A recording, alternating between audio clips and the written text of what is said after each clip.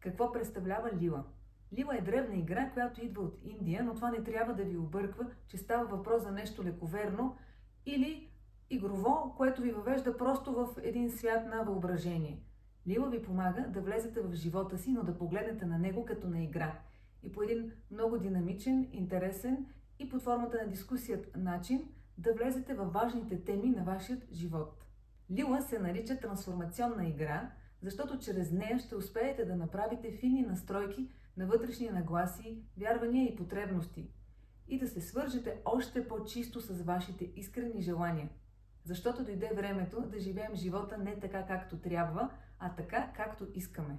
Много от нас често търсят в Лила отговори на големите въпроси, свързани с взаимоотношенията, любовта и нашето призвание, как ние се изявяваме на този свят.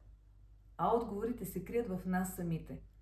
Играта ни помага да се срещнем по най-искрен начин с нас на игралното поле и да разберем кои наши скрити заложби, дарби и таланти спят и чакат да бъдат събудени.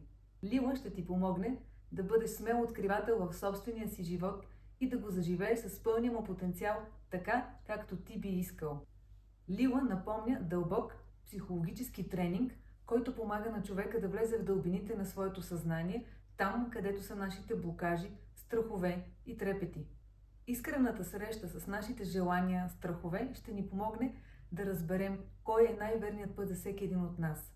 Защото този живот е твърде кратък и нямаме повече време за губене.